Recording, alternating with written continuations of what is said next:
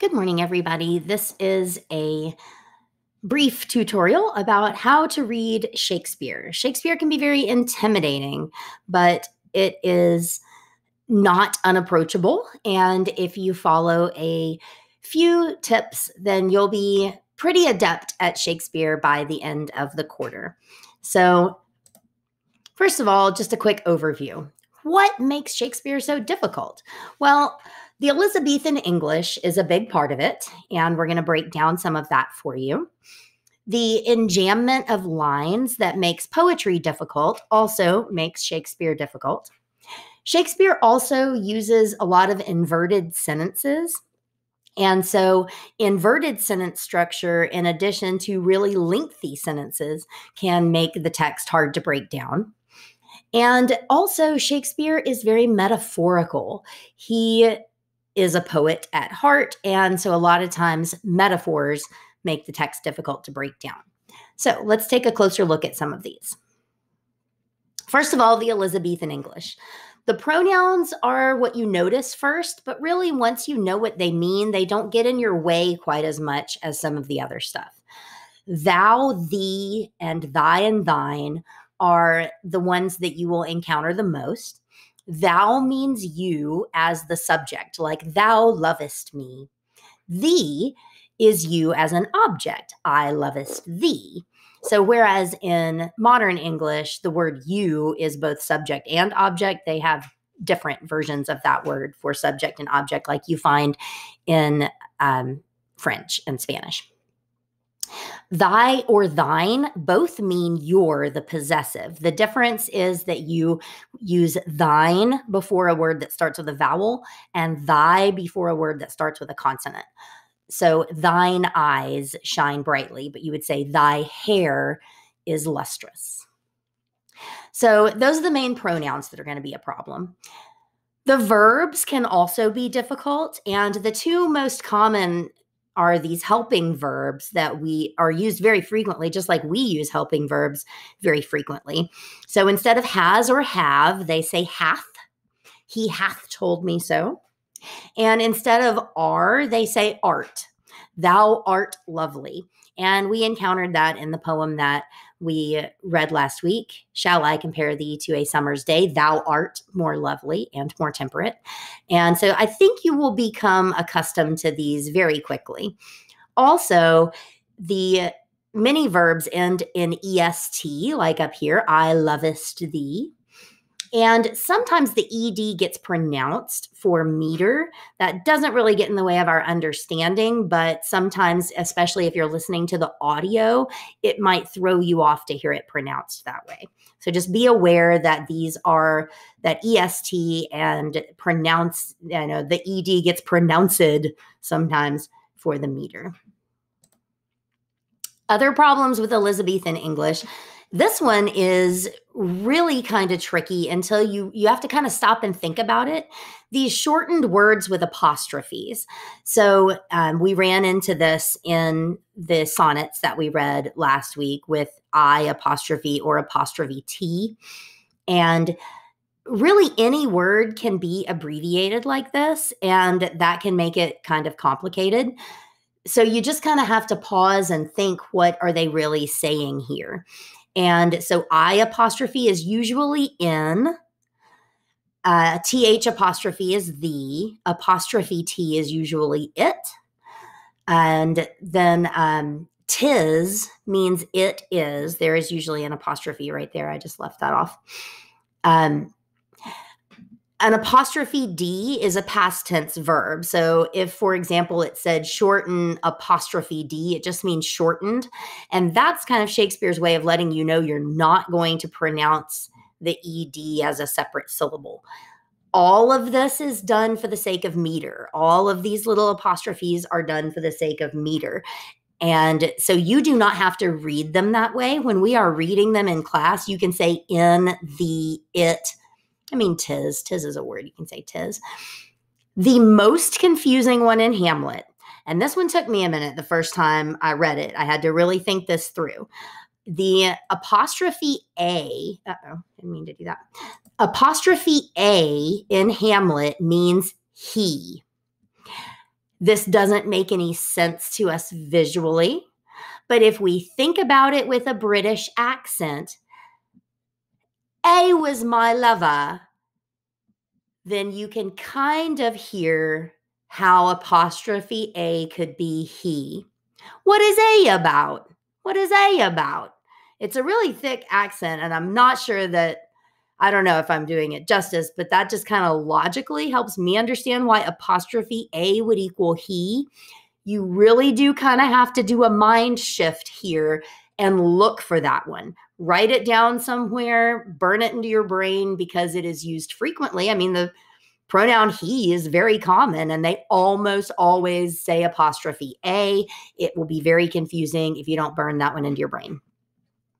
All right, so in addition to these funny pronouns and verb forms and shortened words with apostrophes, then there's just some really difficult vocabulary from Elizabethan English.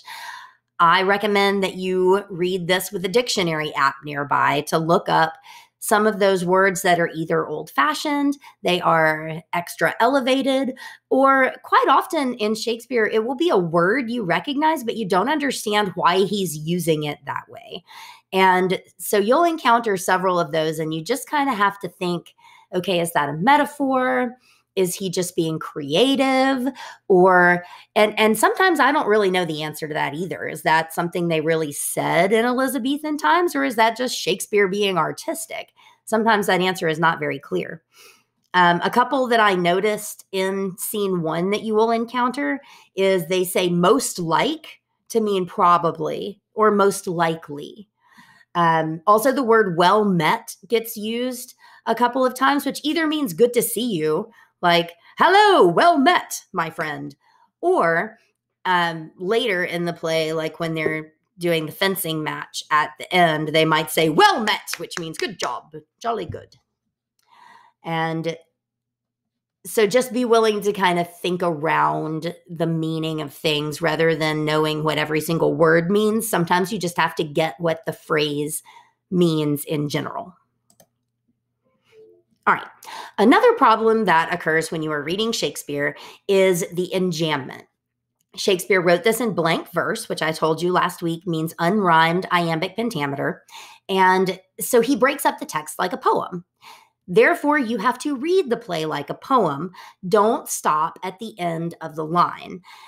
You have to read instead to the punctuation marks. For example, up here in this picture I took of your textbook, Francisco, for this relief much thanks, 'tis bitter cold, and I am sick at heart.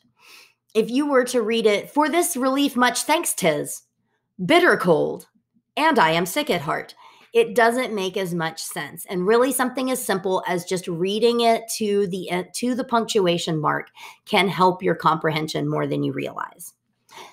I also want to point out, because it's always weird and confusing to students in terms of the way that this is structured.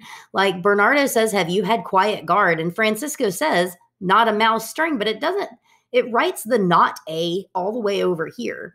Down here, friends to this ground, then Marcellus says, and liegemen to the Dane, but it doesn't start till way over here. And the reason for that is the meter. Sometimes characters have less than 10 syllables to say. And so when that's the case, the next character finishes the meter of the line. And that's not something you can necessarily hear since it's blank verse and unrhymed. But visually on the page, most publishers will present it in this way to make that clear. So it matters not a bit to your comprehension, but that just answers a question that most students ask. Another big problem with reading Shakespeare is inverted sentences. And so sometimes he did that for meter, and sometimes it's just style. But sometimes when you read a sentence, it can be a little confusing until you stop and figure out where's the subject, where's the verb. For example, a mote it is to trouble the mind's eye. That one's pretty simple to reverse. It is a mote to trouble the mind's eye. A mote means a small something. So that sentence is confusing because you need to know what a mote is, and you need to know that it's an inverted sentence. And then you've also got the metaphorical, the mind's eye down there at the end. Small sentence, complicated stuff. Here's a harder one that occurs in scene 2. Though yet of Hamlet, our dear brother's death, the memory be green. First of all, this is not a spoiler. That's talking about Hamlet Sr. I'll explain all that in just a minute. But the complicated structure of this sentence is really confusing. Though yet of Hamlet, our dear brother's death, the memory be green. What Claudius is actually saying here is that the memory of our dear brother Hamlet's death is yet green. That's just rearranging the phrases. Then you have to break down, well, he's saying our, even though he means his own, because it's like a royal we. And he's talking about Hamlet Sr. That might be confusing. And it's saying it's new. Green means new. So he's saying my brother died recently. That's what that sentence means if you break it down to bare meaning. But the first thing that's complicated about it is that inverted sentence structure. And finally, metaphors. Shakespeare fills his plays with metaphors, allusions, and other literary devices. And so sometimes when you encounter something confusing, you just have to pause and say, okay, what is going on in this sentence that caused me to stop? What is the problem I've encountered here? Check the footnotes frequently. This new textbook has pretty good footnotes. And then also you can look things up or you can just mark them and ask. Sometimes if you can get the gist of the meaning, you don't necessarily have to understand all the allusions that are thrown in there. Here are a couple of examples from early in the play. The pith and marrow of our attribute. This is a metaphor because pith and marrow are the deepest insides of vegetables and bones. Pith is like that white stuff with the seeds on it that comes out of bell peppers and other vegetables. Marrow, of course, is what's inside of our bones. So what this phrase is saying is our deepest inner secrets, the pith and marrow of our attribute. And then Hamlet, in one of his early soliloquies, says that the world, 'tis an unweeded garden. And so he is comparing the world to a garden where he says only rank and gross things prosper. It's unweeded, it's uncared for, everything is going rotten. And these are the kinds of metaphors that you will encounter. Allusions will typically have a footnote. Not all metaphors will. So overall, keep a list of Elizabethan terms nearby. There's one of those uploaded for you on this Kidam page. And look up any unfamiliar words. Read to the punctuation marks. When you get confused, stop reading and go back to the last thing you understood. Don't just keep going because you're going to compound your problems. Try to stop frequently enough to make sure that you are getting the gist. And then if you are really, really stuck, you can check out No Fear Shakespeare for a translation. I'm going to show you this tool. So this is a blurry picture, but this gives you an idea of what No Fear Shakespeare looks like. No Fear is on SparkNotes, but it's not just the SparkNotes summaries that you may have used in the past. It has the original Shakespeare on the left and then the modern text on the right. So if you are reading this and you're having trouble with, he hath my lord wrung from me my slow leave by laborsome petition, then you can look over here and see that what Polonius is saying, my son has worn me down by asking too many times. And so that can kind of help you figure out some of these difficult phrases. And as long as you're also reading the Shakespeare, then this is cheating, not learning. You can think of it as training wheels. You came here to read the Shakespeare, but over here, very nearby, you have the modern translation to turn to. And so you read this one first, and you only look over here when you need something translated. And it will kind of be there like training wheels or like those little bumpers at the bowling alley in case you need it. I do not consider that cheating. I consider it helping and learning. In class, we will not use No Fear Shakespeare, but that is a tool that you can have beside you when you are reading at home. And I encourage you to do that because I don't want you to get frustrated with this. The text in itself is not the only reason we are studying this. We are studying this for the complexity of the plot. We are studying this for the drama. And so we will struggle with the Shakespearean text in class, but if you need to use the modern text at home, don't feel bad about it. It's a tool that is there to help you. Okay? So now, armed with this knowledge, you can boldly go into reading Hamlet. Good luck.